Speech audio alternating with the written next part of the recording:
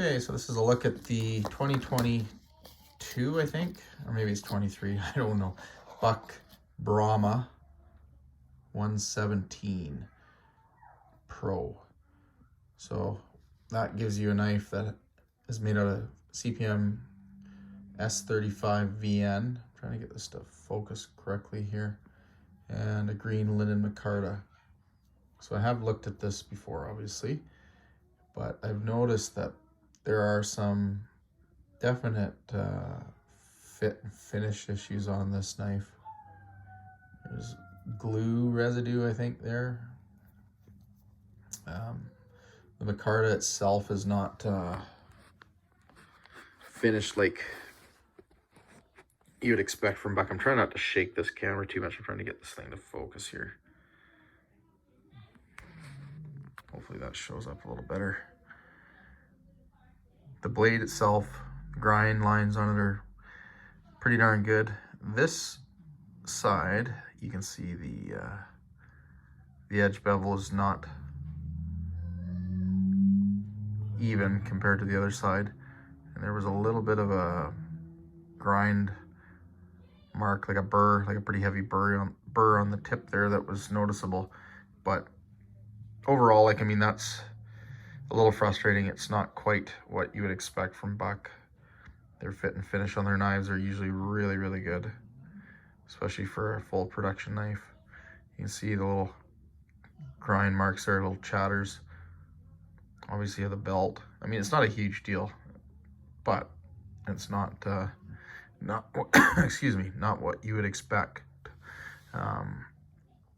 from Buck. But overall, like, the knife is actually really nice. So it's really, really small in comparison to like a 119. Like, the blade length on it is, I think, about 4 inches. I'm gonna take this, look up the specs here, and I'll read them off to you. I've got a weigh scale here. I can weigh it as well. I'll see if I can put that in there. Give you the weight on it. But it's feather light. It's probably like 5 ounces. Oh, 3.8 ounces. That's crazy. So we'll throw the sheath on there, which is probably going to be similar in weight to the knife itself. Wow, that's impressive. That's 5.9 ounces. So that's incredibly light for, you know, a fixed blade knife that would be well suited as a hunting knife, or, you know, camp chore knife, like just an everyday sort of carry belt knife, you know, if you live in a place that you can carry one of these things.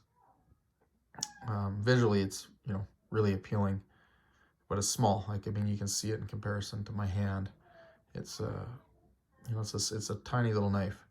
No issues, you know, gripping it, and like almost full grip. Like, it's actually comfortable. Like, it's not like the small size of it doesn't really translate into a poor grip or a feeling of, you know, being too small to be useful. The smaller one, what is it, the 102, I think it's called, that particular one, the handle's a little shorter on it, and I find that it's really too small to be useful for me. It doesn't feel quite safe. It's not really a 3-finger knife, and it's certainly not a 4-finger knife. But yeah, no, this one's really quite nice. See if I can move my scale. Actually, yeah, I'll move that right out of the way, and I'll show you my cold steel American Lawman beside it, just for comparison. That'll give you an idea of the size. So it's, you know, quite small in stature and lighter than that American Lawman, which was, I'll show you just because both of these blades are S35 VN. You see the scale there is zeroed, so 4.2 ounces,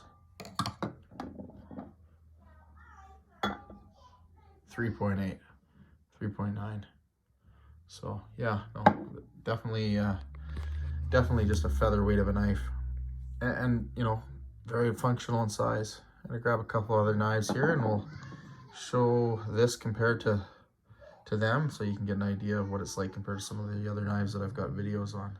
yeah, so I've got a couple other knives here that we can look at in comparison to this buck 117.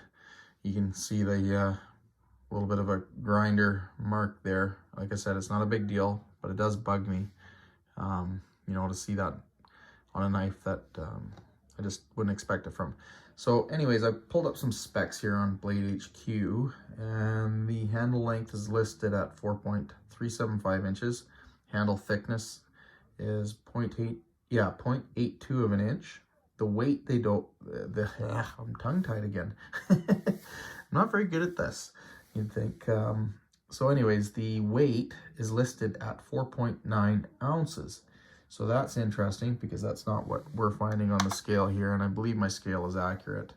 It is, just for video's sake here, 3.9 ounces. The blade length is 4.5 ounces, or 4.5 inches. The overall length is 8.75 inches. The blade thickness is 0.12 of an inch, so 120 thou. Yeah, so here's a Bark River Mountaineer 2. So it's fairly substantial for the size of it. It's like a thick 150, maybe, yeah, 150 thou thick. I don't know what the specs are on it, but you can see it compared to this. So this knife here is much more robust, but it's smaller. So weight-wise, we're looking at 4.2 ounces. So not that much heavier. It feels heftier in your hand. Like this is, honestly, it's so light feeling. A little bit of a weight difference is certainly perceptible. Like you can see it in your, or feel it in your hands anyways. So this is a Bark River JX6, I believe. It's in Magna Cut. 4.1 ounces. So these are all a little heavier than that buck 117. But size-wise, oops, I'm trying to do this through my viewfinder. You can see it's a fair bit smaller, nowhere near as much cutting edge on the blade. This knife here is a Loveless style drop point hunter. So it's Bark River's classic drop point hunter, based on the Loveless drop point hunter CPM 4V. This one's 125 thou thick, so it's just a slight bit thicker. Weight-wise, 4.5 ounces, so it's 4.6 there. So certainly heavier than the 117. I've got this little guy here, which is another Loveless style drop point hunter, and it's a Bark River. The model is called the Bobcat Hunter. It's 100 thou thick. So this one out of the bunch there is the only one that is lighter than that 117. And handle size, line it up here. About the same, maybe a little bit shorter. Not quite as much blade length.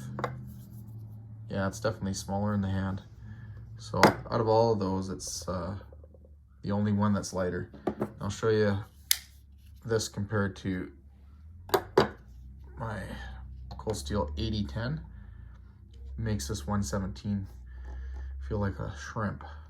Weight-wise too, this is, you know, obviously a lot heavier. 7 ounces. So over double. I think, yeah, over double. What is this, 3 point? No, not quite double, but it certainly feels like it in your hand. But yeah, that's the Buck 117. The sheath is the standard style sheath that comes with the 100 series buck knives. I quite like it. This one here, I believe, is made in the USA, whereas some of them are made in Mexico. Good quality. Has the plastic insert inside there, which is nice. Drain hole on the bottom, which is really good. A lot of sheaths don't have that. Like, so this is the one that comes with the classic drop point hunter. Oh yeah, it does have a drain hole. This one is with the JX6. It has a little magnet somewhere in here. Somewhere anyways. Oh, on the back side. There it is. For it, doesn't have a drain hole. This is the sheath for the Mountaineer 2. Does not have a drain hole. This is the sheath that came with that Bobcat Hunter. I did a little tooling mark there, just for something to do, trying it out. No drain hole. Overall, yeah, this is a good sheath. Carries nice. Sits a little bit higher than some of the other ones. So if you got a little bit of a belly or something like that, it might cause the handle to dig in on you. But yeah, Buck's heat treat is usually really good. It's widely regarded as being some of the best in the industry.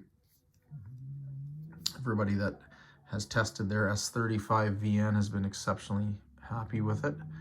It may not hold, you know, as long of an edge as, you know, the very best, or not best, it's a tricky word to use because best is not really the best word to describe this, because, you know, their S35 VN has exceptionally good edge holding characteristics in comparison to other offerings in the market. But more importantly, it actually is easier to sharpen than a lot of them. So, you know, if you're dealing with, you know, a knife steel that's like an S35 VN that's from another manufacturer that outperforms the Buck S35 VN by like 10%, but their version of that steel, or not version, but heat treat on that steel, causes that knife to be, you know, 30% more difficult to sharpen. Well, you know, at the end of the day, I think most people would trade that little bit of increased edge holding capacity for better sharpenability. So Buck, you know, as far as most people are concerned, really offers the best balance in terms of the performance between edge holding and sharpenability and toughness and all of that. So they really have it dialed in. So yeah, no, really fine point on this. So really good for, you know, fine detail work. No problem for me getting my finger up there and putting it over the edge and not being anywhere near the edge down here near the ricasso. This little choil thing here, I mean, I don't have fat fingers. I've got extra large glove sized hands, but my fingers are not overly chunky. So, you know, if I get my finger there, it's just not usable. I'd end up cutting myself. But yeah, just trying to think of what else I can talk about, you know, for this knife, or about, yeah. Just think here what might be important for viewers. The key takeaways for me with this knife is that it's really lightweight. The handle is usable, right? For a knife that is scaled down from the 119. It's still quite functional, even though the handle is considerably smaller than the 119. The blade itself is exceptionally acute as far as the tip. You know, it's got reasonably thin stock, so between that and the thin stock and the hollow grind, it's going to be very good at slicing. Detail work with a point is going to be excellent compared to, you know, something like this, which has a really obtuse tip on it. The JX6 is a little better. This one's pretty good, you know, but it's not got nearly as fine a point as the 117. That clip point really lends itself well to, you know, doing under the tail work if you're gutting a deer or something like that. You know, just anything, cleaning fingernails, just, it's a little bit long for that, but it's not bad. Like, it's actually a really, really well balanced knife in terms of the size of it, the handle length, and just being big enough to cover a wide variety of intended uses. So at the end of the day, I think it's you know, exceptionally high value knife in terms of what it costs and what it can do.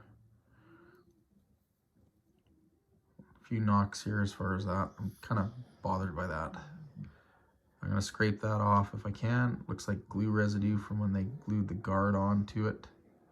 The bolster should have a pin mark on it. A lot of times they polish these out so much that you can't see it, but they are pinned on there, on the other models anyways, so I don't imagine it's going to be any different on this thing.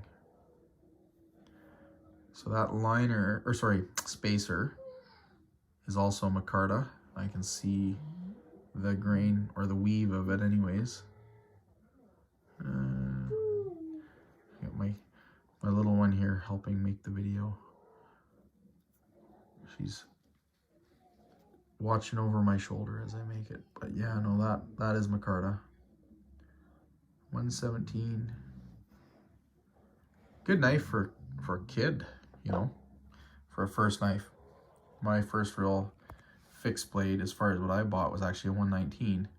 I had other fixed blades that were given to me by my dad, but the first knife I ever bought myself was a buck 112, and the first fixed blade knife I ever bought myself was a buck 119. So, and I bought the 119 special, I think is what they called it. So it had the Cocobolo handles, but it still had the 420HC steel, or 440C. It would have been 420, yeah, 420HC, because I bought it. It would have been about a 90, I don't know, early 90s blade anyways. Probably made 93 or something like that, 93, 94.